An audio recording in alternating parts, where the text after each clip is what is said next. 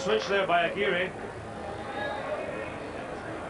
And Spain were actually just caught offside, intercepted the pass, but Chris White, the referee, adjudged that Spain were offside, and Uruguay have an opportunity now through Aguirre to level the scores at 3-all. Romano's taken over kicking responsibilities from Chiara. 2 conversions and 2 penalties so far in the World Cup qualifiers. The man from Carrasco. He also collected 8 points against Spain in that recent victory in Italy. So they'll just assume responsibility in his 30 test matches. This to bring the scores back level.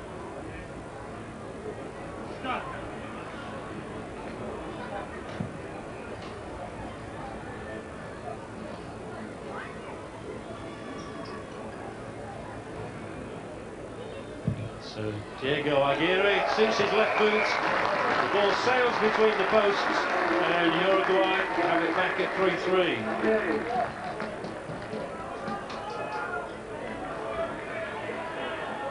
And the constant pressure paid off, it had its rewards. Well, we saw the Uruguayans there, they put Spain under pressure through the scrum, they picked up at number 8, they drove again, and when they switched play there through Aguirre, it was a wonderful move that resulted in Spain being caught offside. Ball hoisted in the direction of the Heriot-Watt University, which is another of the backdrops to this delightful ground in Galashiels.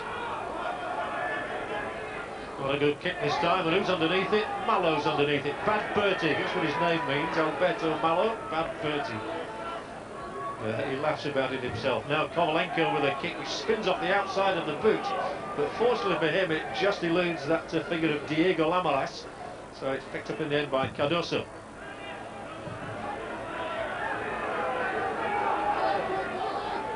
Good turn of pace shown by the flanker Soto.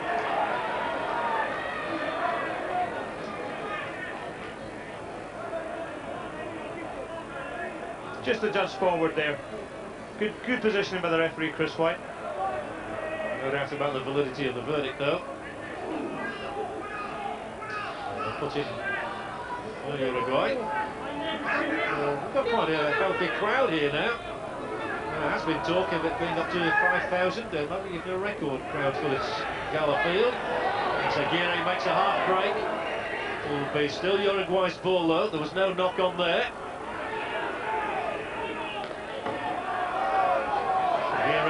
Something opening it down the left. Now let's see what face the left wing Costabile has. Uruguay gaining in confidence. Joining in again the giant figure of Lemoyne. His experience very much to the fore. It's taken on by Panizza. Desperate defending for the Spaniards required now as Aguirre figures in the move once more. And plunging for the line is Lemoyne. Well, that was much better from Uruguay there. Certainly settling into the match, and Lemoyne leading from the front. Great use of the ball there. The crowd thoroughly enjoy that. This guy's actually quite a size, isn't Lemoyne?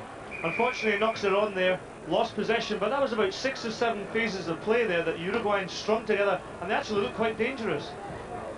Well, I can tell you, Scott, that figure of Lemoyne is the biggest in the World Cup. He's jointly the heaviest man here. He weighs over 20 stone. I'm just glad I'm not out there trying to tackle him. I'm sure you could convert it into kilo. Interestingly enough, at the start of that movement, it was Sciarra, who was absolutely superb. He gave a great pass out to Aguirre, who got the movement going, and good handling by the Uruguayan back division there.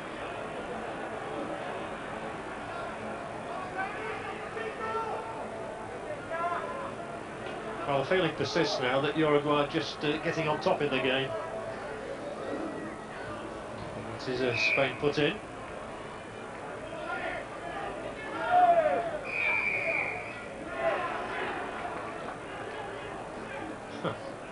It was misconstrued that. In fact, the free kick goes to Uruguay. I think Spain thought that they'd got something themselves there.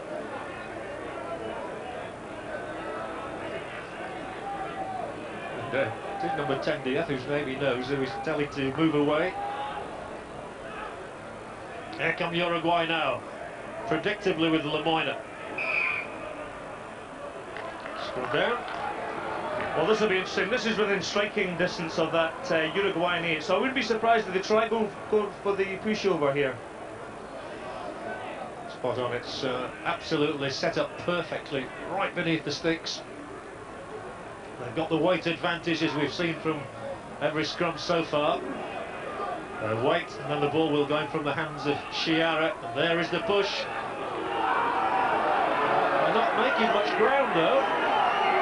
Now they do. Well, the whistle will foil them initially.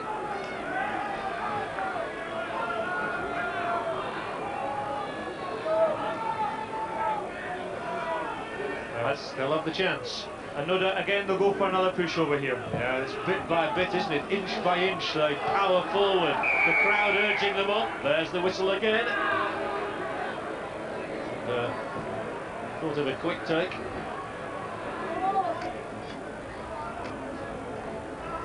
I was going to say, if I was the captain, I'd scrummage again, and the Armatiers has allowed his 8 to go for this pushover again. They've certainly got Spain on the rack here.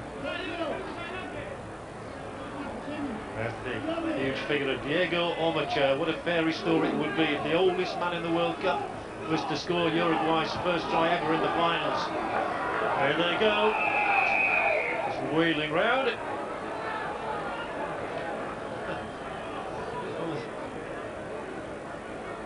Well, once again, I'd actually call for the scrum because they certainly got them under pressure. If there's another collapse here, I'm sure Chris White will maybe be thinking about a penalty try.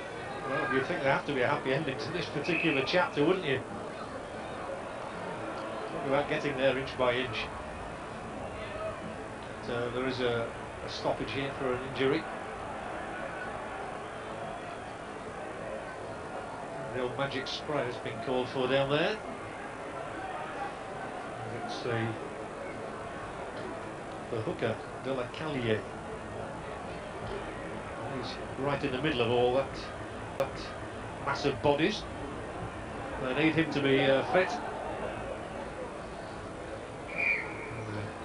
Eventually the physiotherapists take their leave of us, and is this the cue for the first try of the afternoon? Here is the push. Not before the referee's had another blast on that whistle of it. I think we've heard more of the whistle than anything. No, the scrum has got to be settled before the scrum half can feed, so we'll re-scrum again. Here we go. In from Chiara. They do push him for those Spaniards, and they're going for the pushover try. Watch for the referee's arm to be raised. Uruguay in front, and eventually Ormachea may well be the one who's got the ball in his grasp. It is the fairy story we were talking about, and Diego Ormachea, the captain of Uruguay, scores their first ever try in World Cup finals. Who wrote that one? Well, I thought he'd be singing and dancing there and at least have a smile on his face, but not that time. But great control, and we've talked since the start of the game about the strength of this Uruguayan pack, but that was a great scrum. Nice and straight, over he goes. Still had a little bit of work to do at the end. Good try for Uruguay, they'll be pleased about that.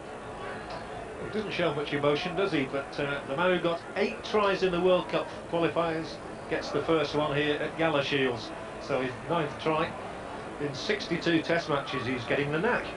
Perhaps he'll play for another 20 years.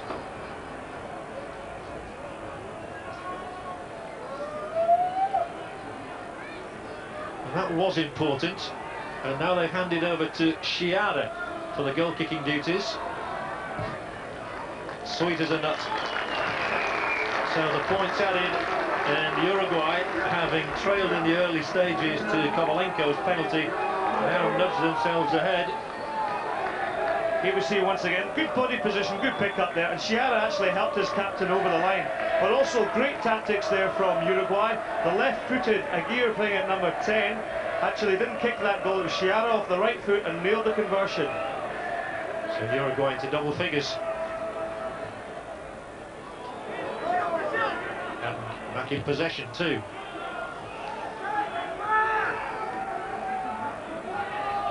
Picked up by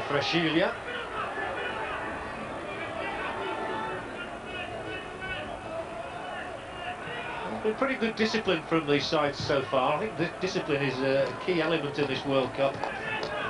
I've seen the Uruguayan soccer sides who have suffered from lack of discipline over the years.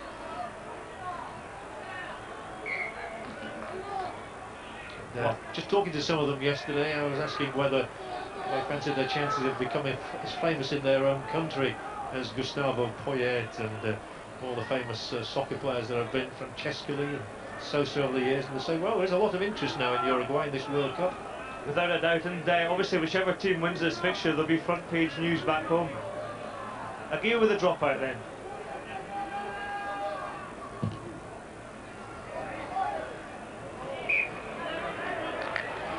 Straight out though. Well, that's put Spain in a very good position to sort of counter back from the try they just lost. With 15 minutes of the first half still remaining here at Netherdale. Really is a lovely setting on a day like today. It's nice to know that the World Cup just doesn't touch places like Murrayfield and Twickenham and Cardiff. It comes to the likes of Galashiels. Penalty awarded for Uruguay, and then the ball spilled. Wasted a good position momentarily, but they will have the free kick.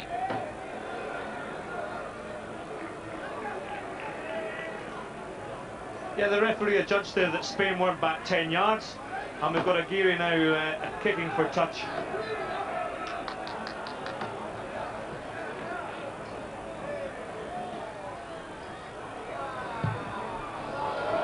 Ball's gone backwards. Well, that just shows you actually the strength of the wind. It is quite blustery out there, and that was certainly a double kick towards touch, which he slightly sliced, but Uruguay have got possession here on their own 10-yard line, and will be again looking perhaps to just take it through the forwards here, just to drive it upfield.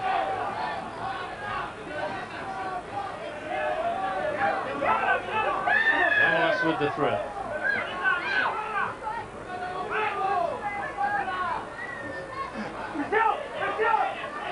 Three-quarters nicely lined up, but the ball won't come to them just yet.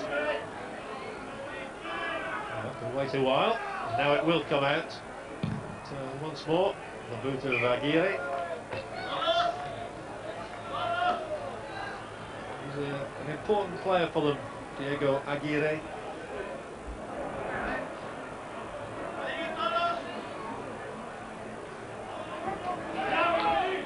Here we see the line-outs here. Uruguay obviously have won the 5, but they've been putting Spain under a little bit of pressure. We've actually lost one of those line-outs.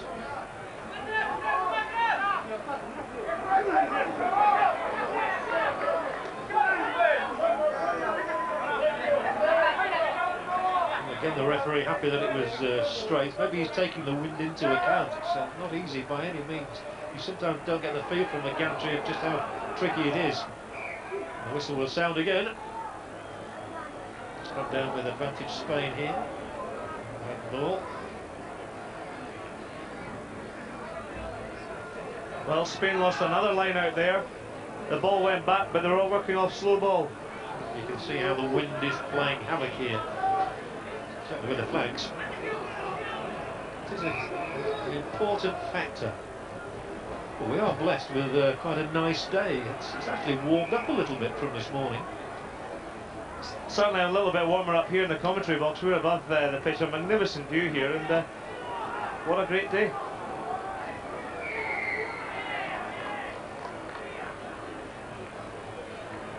Down put in Spain.